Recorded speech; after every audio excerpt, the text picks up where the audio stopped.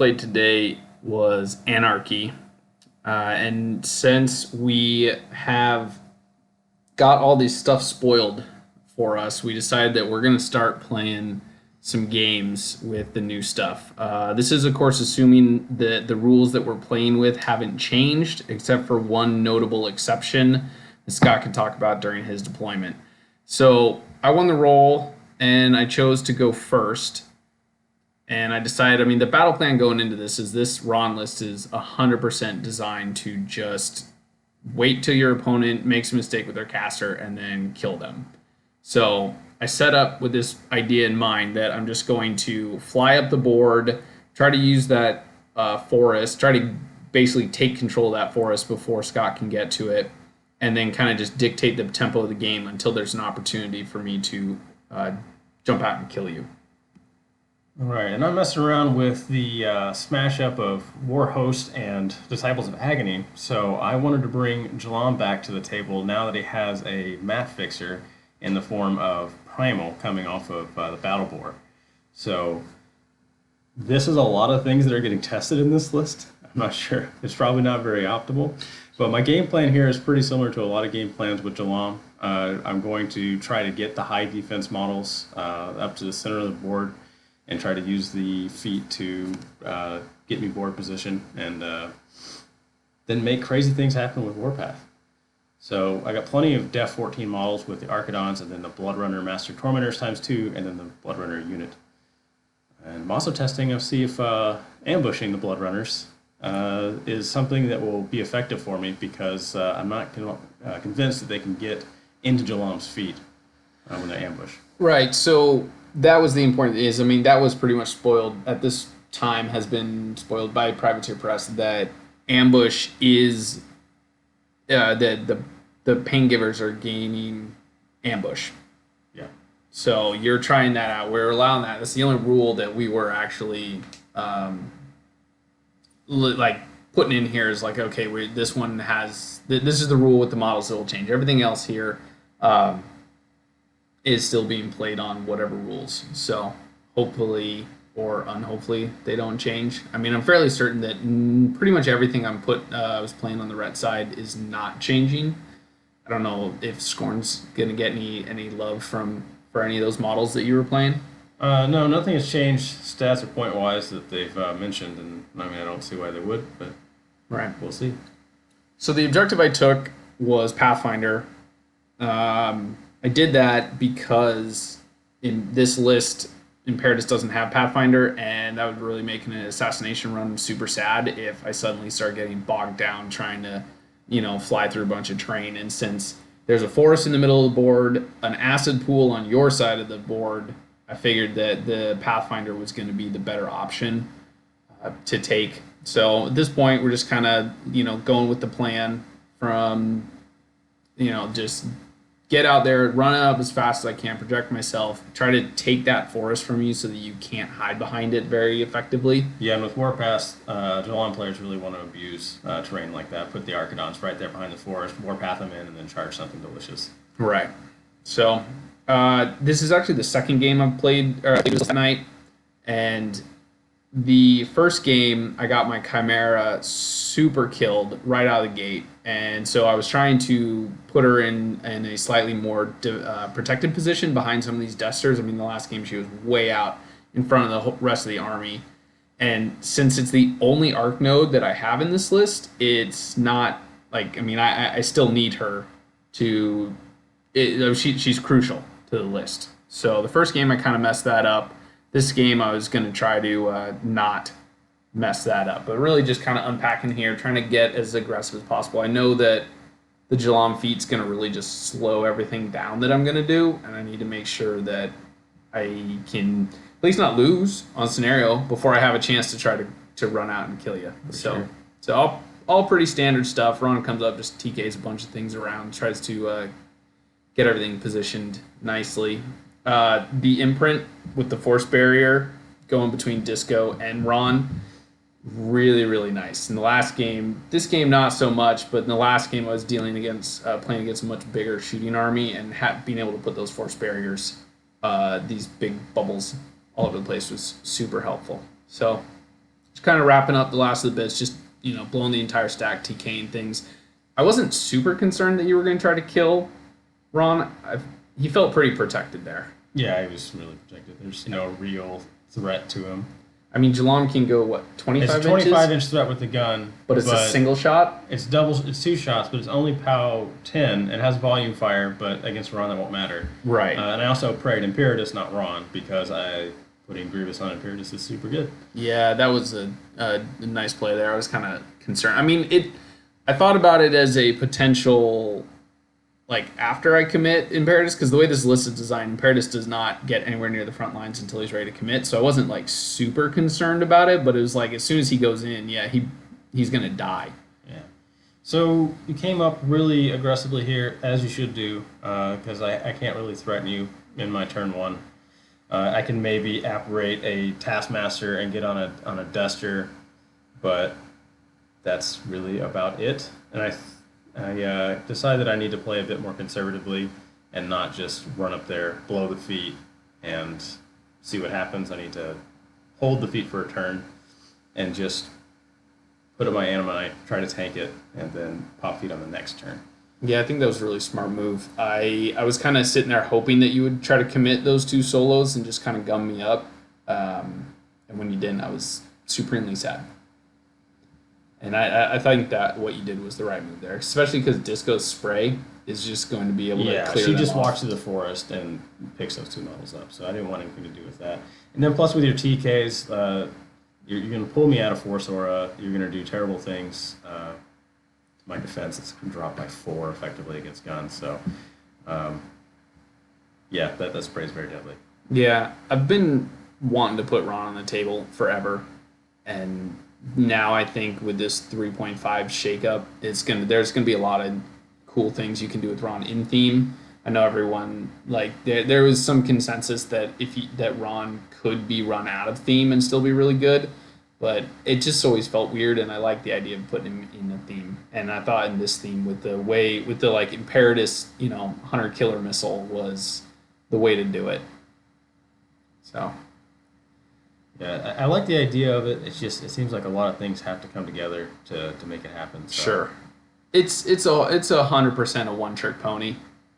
I'm throwing a 20-point model as far down the field as possible, and that's a massive chunk of the list. All right, so here, unpacking, finally getting around to it, I'm just putting the Krea's walk up, put up Force Aura, to keep the Titans safe from guns and try to keep the Archidon safe as well. Jalaam comes up right behind the bottom Sentry and puts up an Artifice, so he is super high defense against guns. And even against a TK there, he's def 19, so it's pretty sketchy. Yeah. Unless you pop your feet for it, which seems iffy. I mean, if it gets me the kill, it'd be worth it, but yeah. I just didn't have the opportunity. And I spent a lot of time here trying to not put a slammable model in front of Jalaam. The Sentry actually can't be moved by a slam, so that's why he's up in front like that. Yeah, that's always something that people playing against Ron never think about. And I've fallen prey to it playing against Ron numbers of times. They're like, oh, I'll just put a model in front, screens it, and that is the worst thing you can do. Yep, so for sure. Yeah, no, that Artifice plays. I mean, it's what a +6 defense against shooting. Yep. Yeah. So with even Krea Animus added to Artifice. Yeah. So even with the Destors, their shooting's not. You also have 2 shield guards there, right? Between the Sentries. The Sentries are the only shield guards. So there's one at the top of the field there next to the Red Bird, and then there's right, but two total on the list. Total, yeah. So I mean, the shooting. What little shooting I have, I guess it's not insignificant shooting. The Destors and the Trident can really put out some work, but between Force Auras and shield guards, it was going to be a little tricky to get where I wanted to be, or put damage on the things that I really cared about. So, so I've unpacked cautiously there, and I'm just wait and see what terrible things Ron does to you. I'm eyeing, in this matchup, I was eyeing the Chimera. I've got to remove that as soon as possible because that reduces Ron's threat significantly since there's only one, we're talking about. Yeah, no, for sure. So I put that measuring stick up at the top there to remind myself about the ambushers that are going to come in. because this turn I want to try to, you didn't commit as much as I was kind of hoping that you would. So it's like, all right, well, if you're not going to commit, one of us has to do something, and I feel like it's on me to kind of make the first move here. So I started measuring out a couple options and see what's possible. The first thing I did was down at the bottom there. I was checking to see what the Destors could get to. Now I'm checking to see what I can do with that Archidon. I mean, when we were talking about this list in the beginning, you have a Battleborn here, so you can put Primal on all kinds of things, and it just tunes everything up a Yeah, it really lot. cranks up. Primal plus Enrage from the Paingivers. We're talking about Archidon's coming in at Mat 8, PS 19, and then the lights, the Cyclops Savage is coming in at Mat 8, PS 17. Yeah. So those are pretty respectable for the 10 and 7 point beasts, respectively. Yeah. So I figured that it's like, if I can't get to the battle boar that's way in the back lines, I might as well try to take out some of these pieces that are supposed to benefit from it. Especially the long range piece like the Archidon, because they threat 14 in this list. Yeah, which is good. Not quite as far as Imperatus, but enough to make me very, very hesitant. So I figured, all right, if I'm going to commit this, and the proxy is basically where the Archidon would end up with the... I was also trying to TK it. I was measuring to TK it away from the Force Aura. Yep. We checked. I couldn't get it out of the Shield Guard's range, but I figured at least if I take it out of the Force Aura, it'd be a little bit easier to take care of. Right. So before I get to that part of it, I figured I'd commit the Destors in here and get them a little stuck in and try to hold you back and maybe start moving towards getting a little bit of scenario. They're putting the pressure on for scenario. So right, and getting a big hit on the Krea while you're at it. Yeah, in hindsight, I'm not sure if it was necessarily like the best thing to do because it is just a Krea and this, but it felt good. Yeah, people like attacking the Kreas. Well, sometimes you don't really need to. No. Like once the lines meet, the Krea is kind of useless because we're punching each other now. Right. So it was like, all right, I mean, I want to run in. I want to jam some Destors in here. I might as well like charge the thing that I can actually get to. And so that ended up being the Krea in this particular case. So I don't think a Destor can one-shot a Krea. Maybe if you didn't have the Shield Guard, might be able to roll high enough. But anyway. Yeah, it's possible. They're kind of weak sauce. So just running everything. I do still want to contest that zone. I figured that I'm probably going to get... Like, the fact that you have the solo down on the side behind that cloud, I can't really do anything about it. So I'm just kind of, I mean, I put Linus and Adrea. They're in this list. They're on the exact opposite side of the field. I chose to put them up there because I figured that would be the place where they would be the most survivable. And I could just kind of push everything to the down below. Yeah, it makes sense because they're a small unit and they can both hide behind that wall. Right. Whereas I figured like one of these circles is going to get flooded with Paingivers, and I'm just going to get destroyed. And I was kind of hoping that you wouldn't bring them in at the top, and that you'd bring them down at the bottom. I mean, I still want to respect it and kept all my models outside so you couldn't charge them. But it was like, all right, where do I feel like you're going to come in, and where, So that's why they ended up there. Maybe they would have been better where I could remove that cloud and maybe have actually gotten a charge off on that Paingiver. Yeah, but that changes how I play too, so I probably wouldn't have done that. Yeah. I didn't want to give away my solo super quick in this game. Right. Because I want to, save as many Def 14 models as I can for the feat. Yeah. So after the charge that it hit, and then you shield guarded the shot. So, I mean, the Krea took a pretty decent chunk of damage, but not really much to write home about. Yeah. So I got the Chimera in position. I decided I was going to. I mean, I kind of actually figured that the Chimera might survive there. I didn't realize how much you were prioritizing, like, this model needs to die. Yeah. So I figured it's like, all right, I'm going to put this Chimera here. I'm going to have a Trident essentially in front of it, all things considered. Because the obviously, like, once this Archidon gets TK'd around, the Trident's going to be the thing to come in and try to finish it off.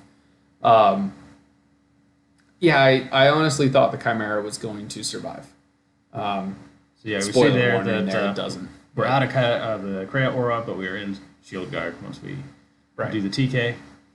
So yeah, so now that's done. The Trident's gonna roll up in here and start getting its work done, making its money. I did put Pathfinder this round on Disco, and the off chance that the Trident didn't kill the Archidon, I could at least walk up and spray it to finish it off.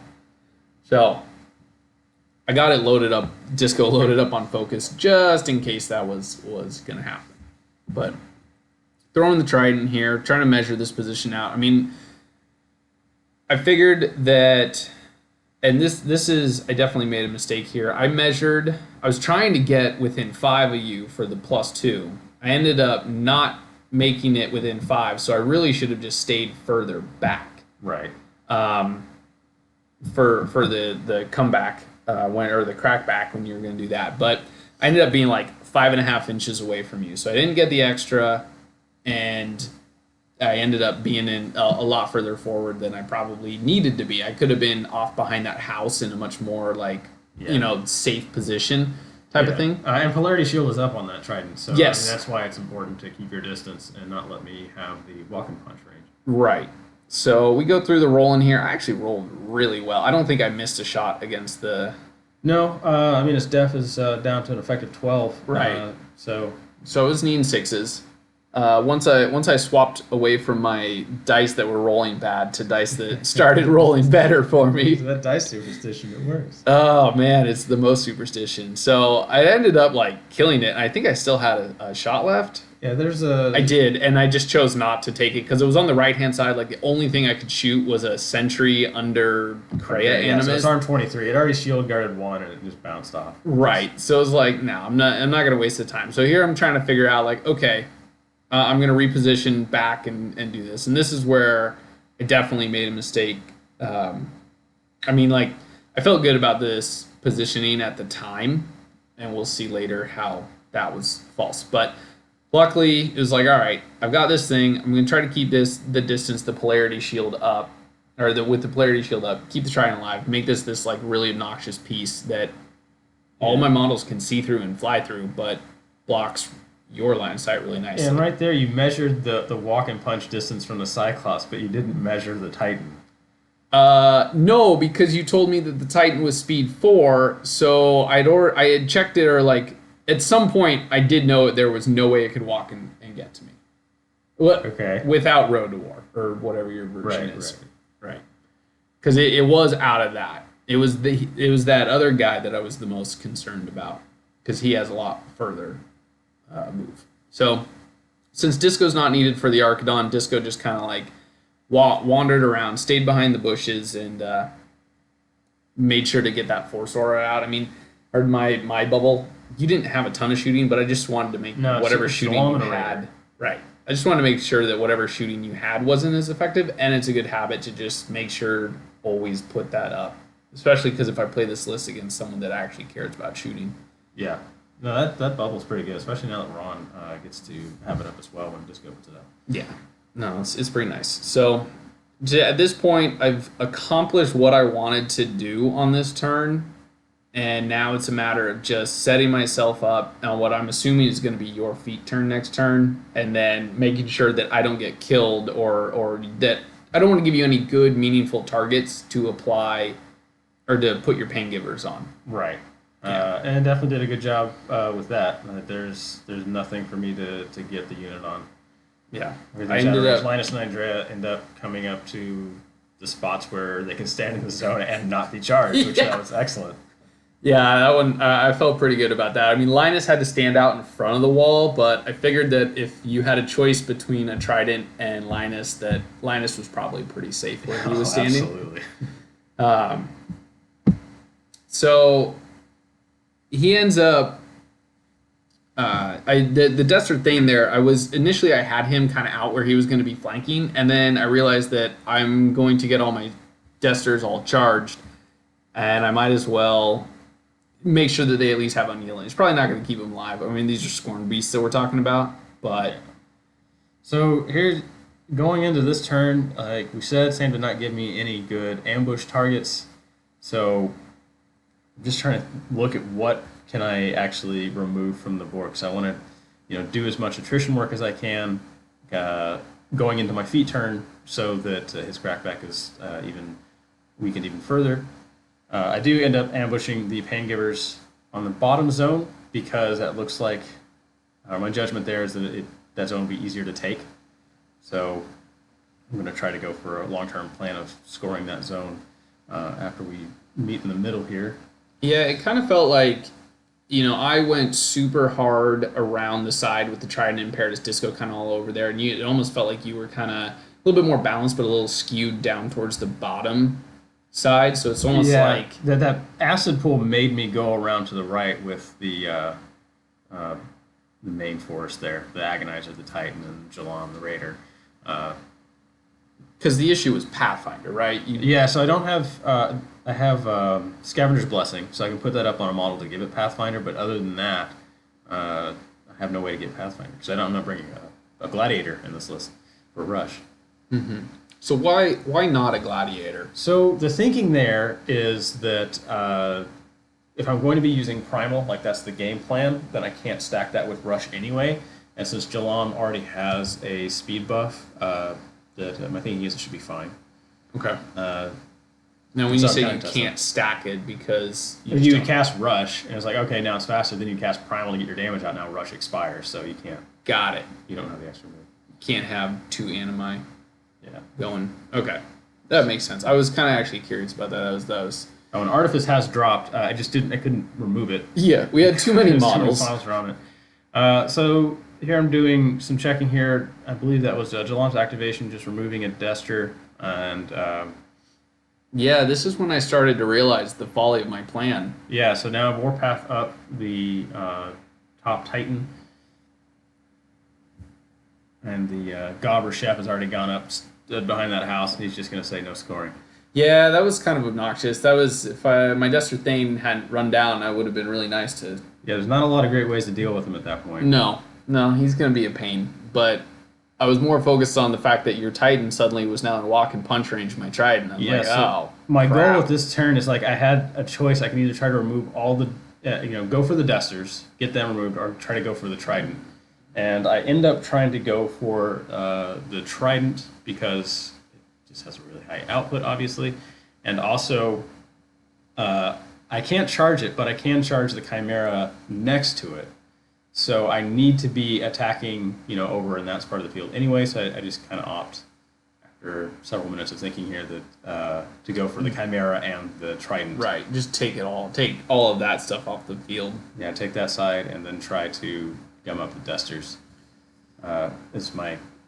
I go back and forth a lot in my head. I'm just sitting here thinking like, just couldn't decide what, because you were like, this was at the time you're sitting here because you know what I'm trying to do with the wrong list. Right. Yeah. I don't like those Destors in there because that gives you the flank. It gives you the flank, so that's a mat fixer, and of course the damage is gross. Right. So that's why I wanted to remove the Destors. I want to remove the things that proc flank. But the Trident is also a Dawnguard model, so yep, it procs flank. It also has the ship stream that is not the same as TK, there's a lot of pieces here that can do a lot of different things in this list, which is why I initially really liked the idea of this Rahn list, because everything has its place of what it can do, and it's all nasty. So we saw.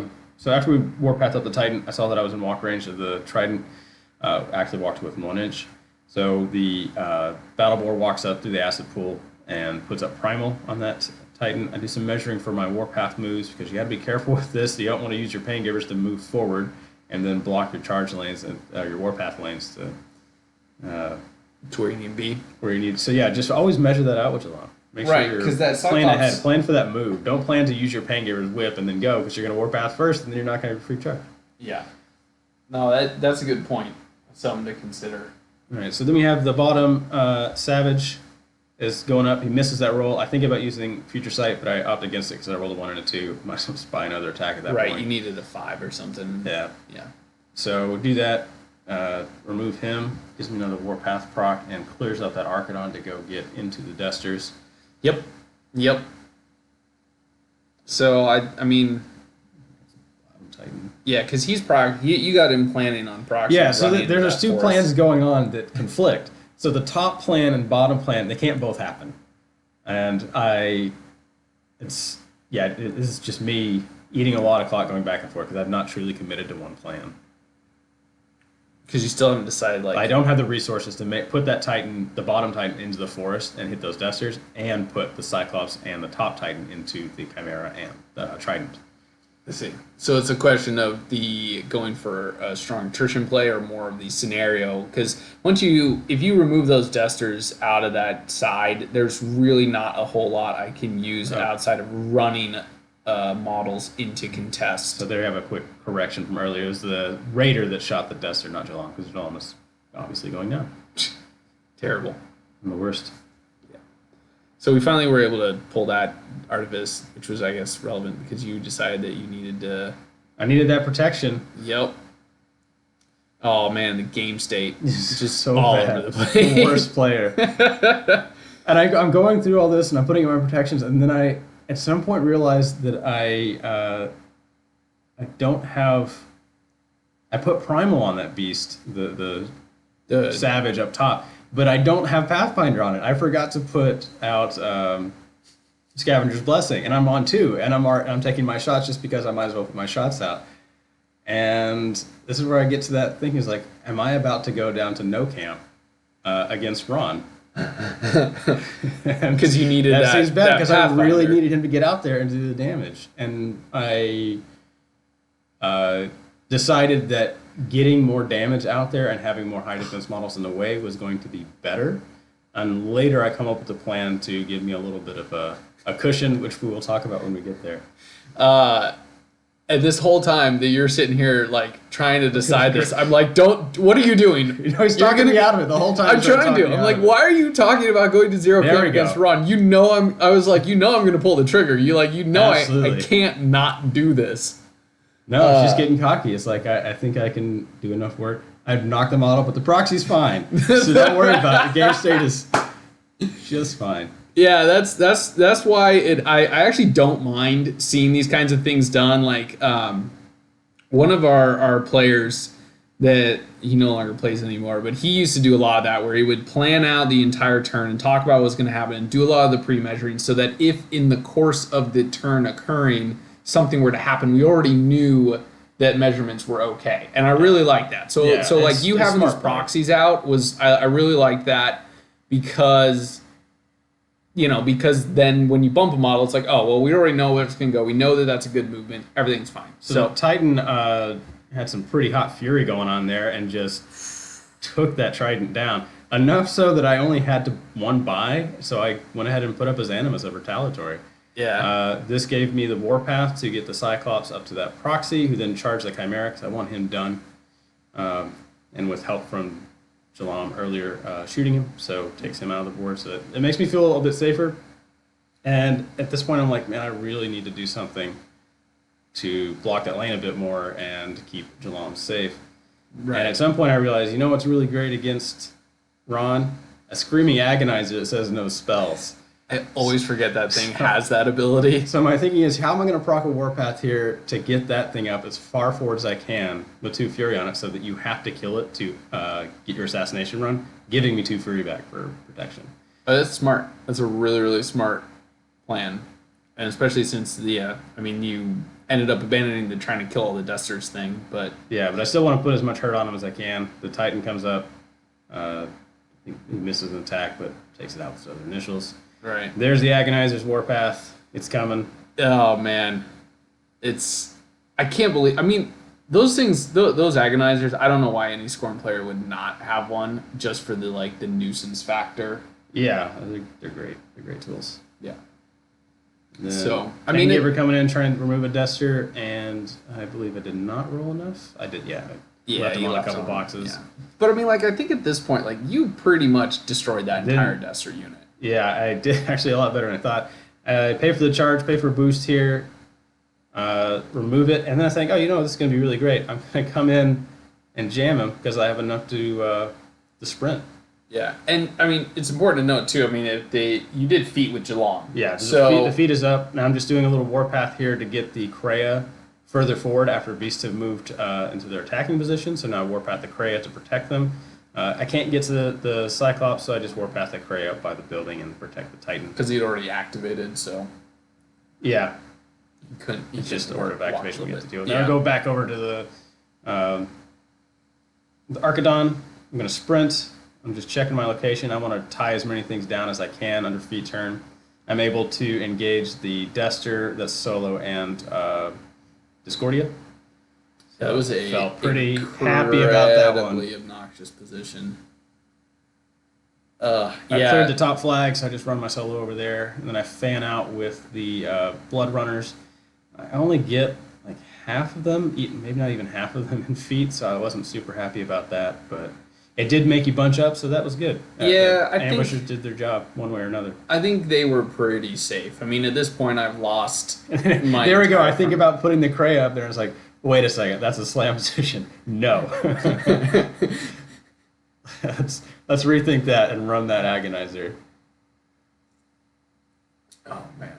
But yeah, I mean, like, I've lost a ton of stuff here. I got a lot of tough choices to make. You put it in front of me. I mean, everything you had is in feet. That Jalaam's feet is so good. Yeah. It's so strong.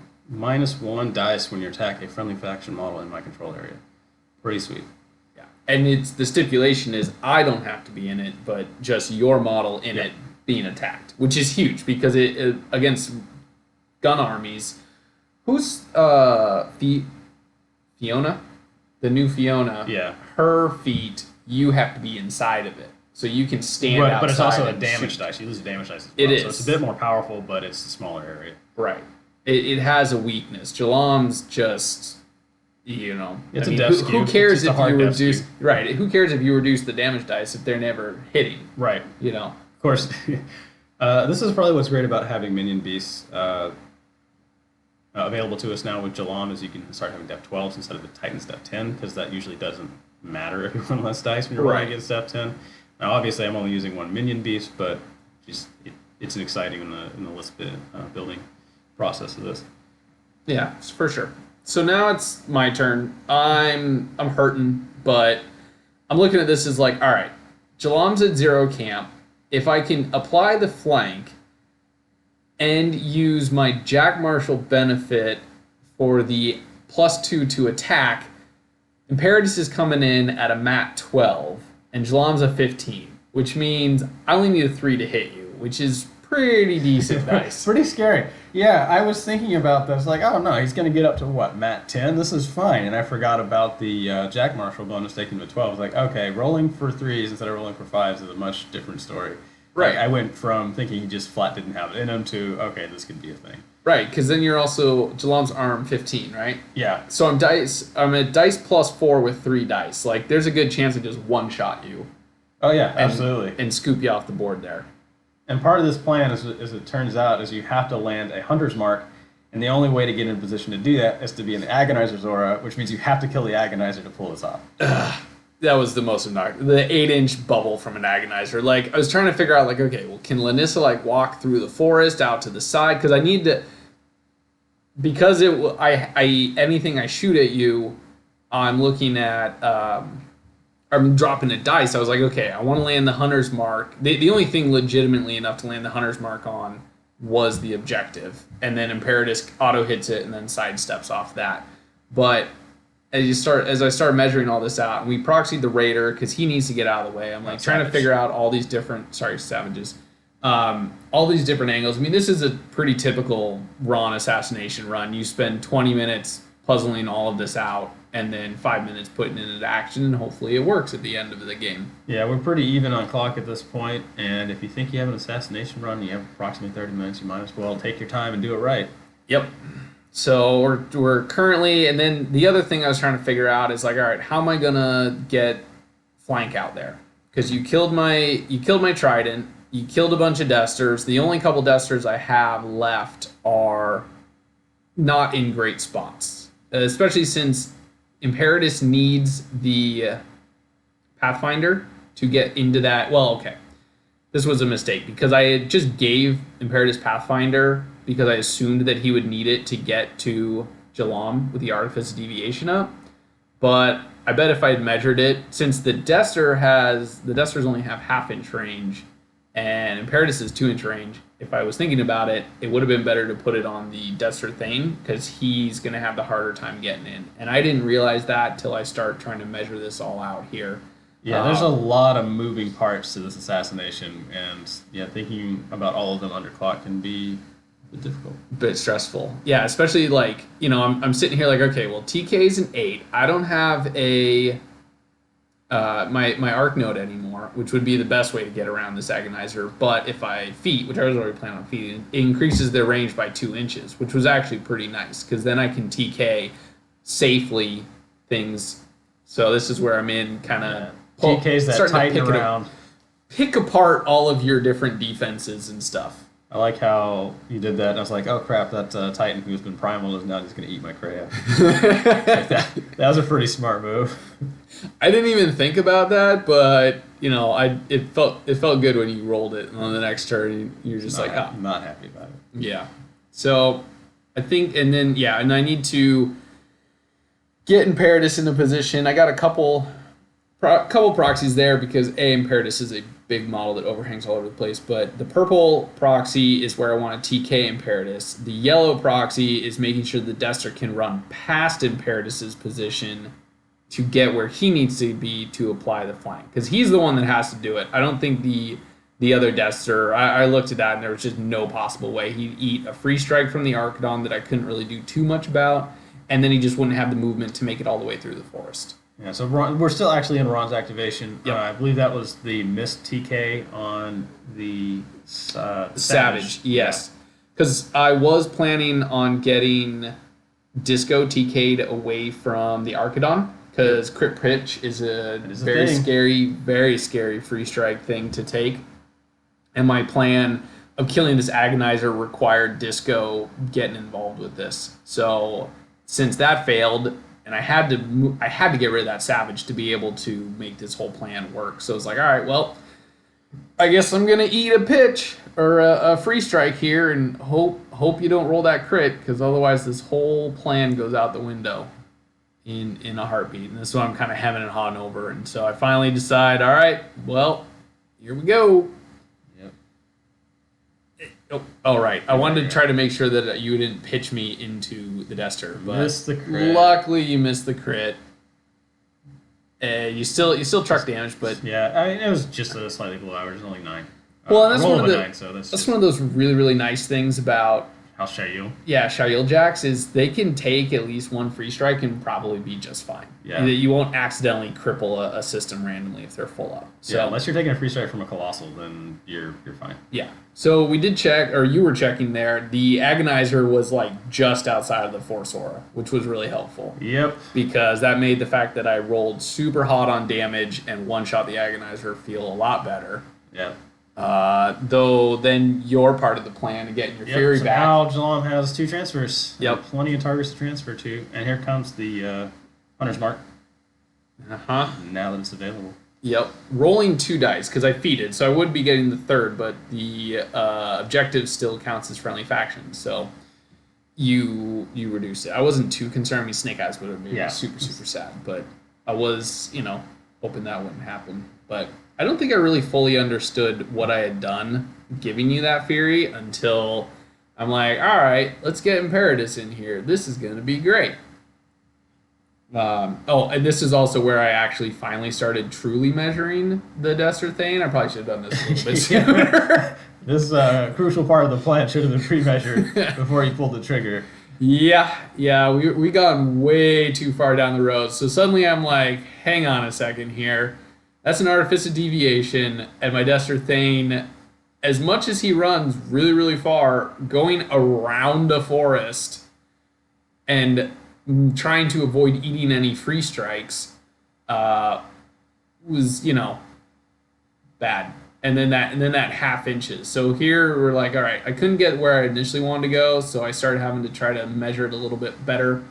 And at this point, we're like just chipping away little pieces to like get up to this covering this template. And I got there with 3 inches left to spare of movement, which is 1.5 inches. And then the half-inch range was 2 inches, and Jalaam was not 2 inches back from the deviation or the artifice. It was really close. It was way closer than you want that measurement to be at this point in the run. Right, especially because now I'm looking at this as like I ended up because now the Destor's kind of landing where Imperatus wants to land. So now it's like, all right, well, if the Destor has to be there, can Imperatus even get onto Jalaam? But as we point out to you here, you don't even need to get in. Like, you can just stay outside of the artifice the whole time. So which goes is back to your point earlier that you really had no reason to put Pathfinder on Imperatus. right. I should have done all of this first at the beginning of the turn, realized that, and then put Pathfinder at the appropriate target. So now we have a lot of overhang going on, which means more proxies. Oh my god. So the Destor at this point has now run to the yellow proxy to engage Jalaam. So we decide that, all right, we're going to leave that one as the proxy model so that when Imperatus comes in, it's actually the Imperatus model here for the stream. So Imperatus is charging off of the purple proxy because that was also a thing that had to happen. And he lands not quite where his final position is, but close enough. From the Tormentor, who cranks some damage. Oh my god. But it doesn't matter. Yeah. It actually goes through the field. Yeah, it went all the way through the field. But as we said, Shail Jax can take a free strike. But that was a pretty epic damage roll with your POW 8 Weapon Master. Watch out. Yeah, so I hit the objective. Yep. Sidestep to Jalaam, do a bunch of damage on the objective. But right. That's really not here or there. And then this is when I realized I have 3 attacks left. And because I did, I had to give a focus out to somebody with an arc. The Arcanist had to do something else. Here's a big mistake for me: is you hit the first damage roll. Your damage does not kill me.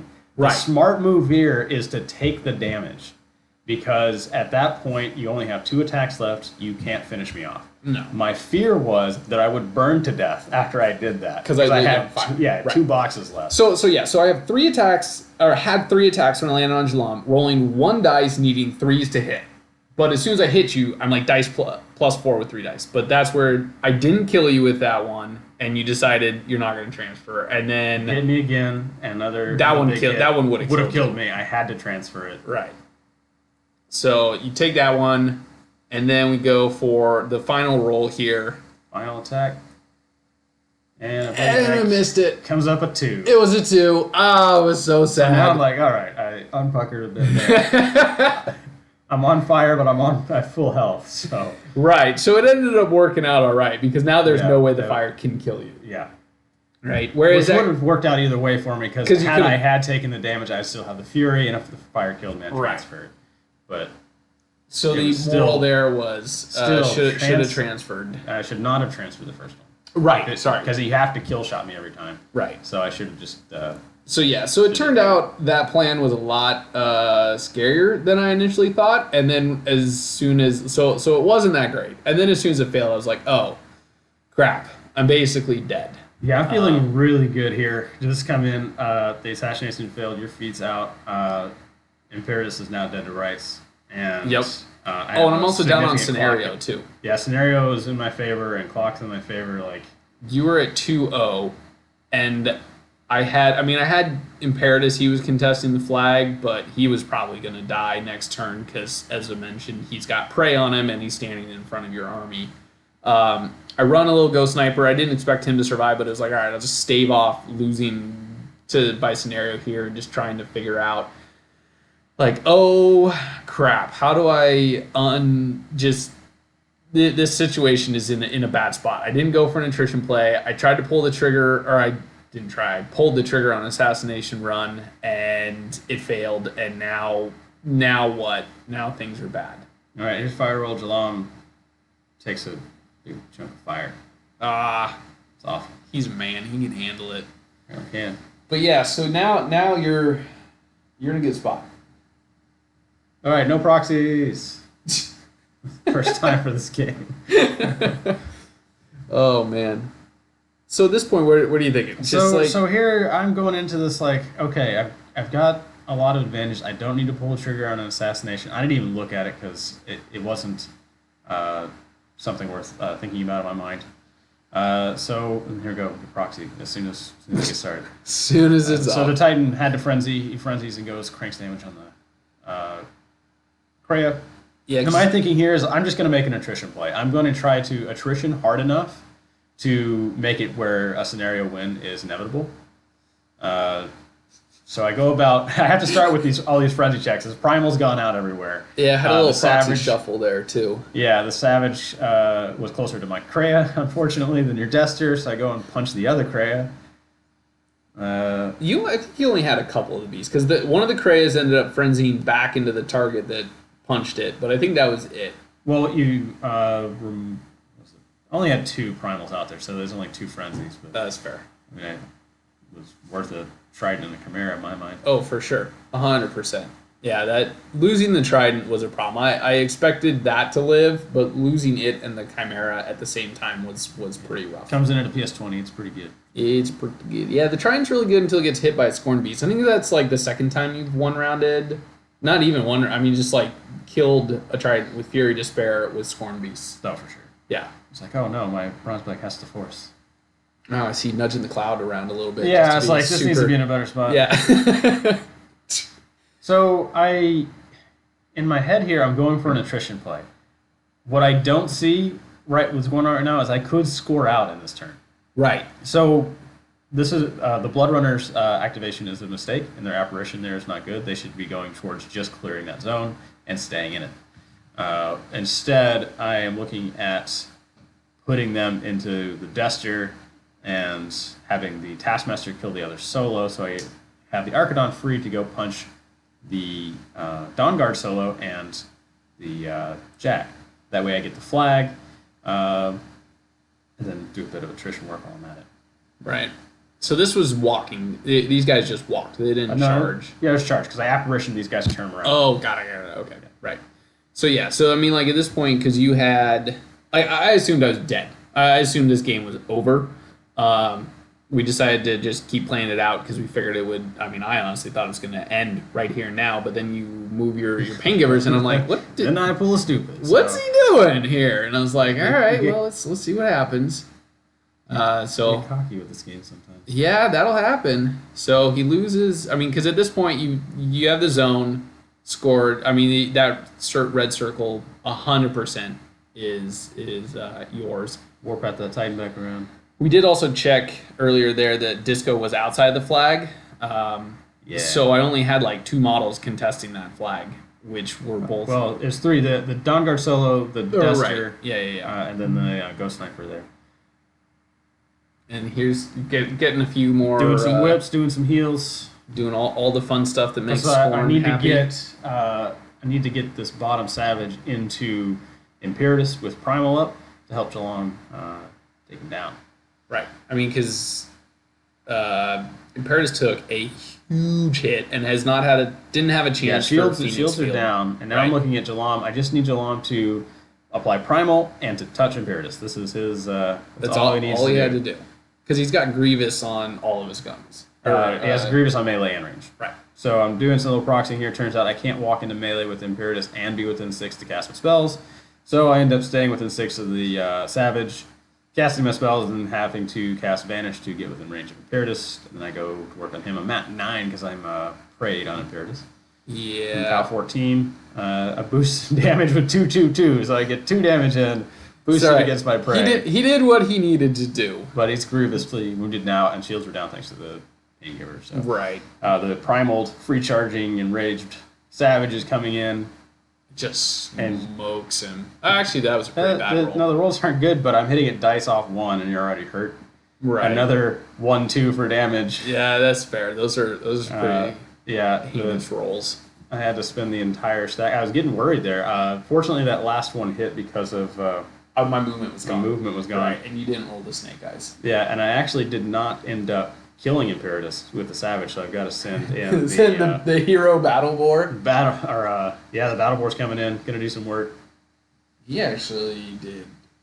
I mean, I had 3 boxes. I boosted it 6/6. Get out of here, Imperatus. You're just like, no, you're done. It's over.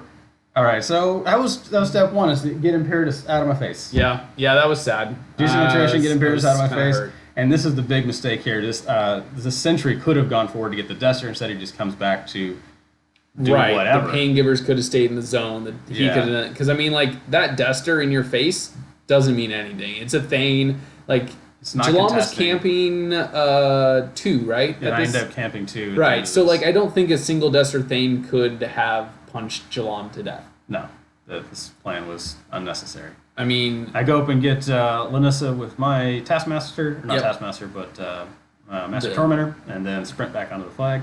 Yep. Super sad times. Because it's that around flag is here we clear. start realizing like, okay, Yeah. you could have scored Yeah. everything you needed here because you were up 2-0 at this point. Yeah. So I'm still going on my plan of clearing both these flags and scoring them out, and then just planning on scoring out in my next turn. So I go about punching down this Dawnguard with the Archidon. Yeah, I actually. I missed the attack, and I didn't want to max out on Fury here. Okay, I was wondering why, because you didn't attack Disco here, but yeah, you boosted to hit and to roll on or damage on the Scyir to kill him. Yeah, I wanted him available for the next turn, and not have to risk a frenzy check. Sure. So then I'm just gonna do the last little bit of work here. I'm gonna try to get this shimmying around here. I wanted the Titan to come up around the front of the flag, but I couldn't fit around in a good way. Because his first move was the road to war. Yeah, so I just walked behind the objective and go ahead and go to work on that Destor. Yeah, what is Jalaam's spell called? It's not Road to War. I keep saying Road to War. Warpath? Yes, Warpath. Okay, all right. So you take him off the board. I'm sad. I'm down to Disco, 3 Arcanists, Lion Sinadrea, and Ron. So then I move my top Krea up, just sort of in the way, and it's not doing anything. And I actually, part 2 of this mistake fest, is I don't move my other Krea to block lines or even put up the Animus. Just do something useful. Yeah, instead it just sits there getting punched by a Savage. And right. So at this point, I'm sub 10 minutes. I'm way down on attrition. I'm like, all right, well, this game's basically over for me unless I can pull something out of my behind with some crazy assassination run.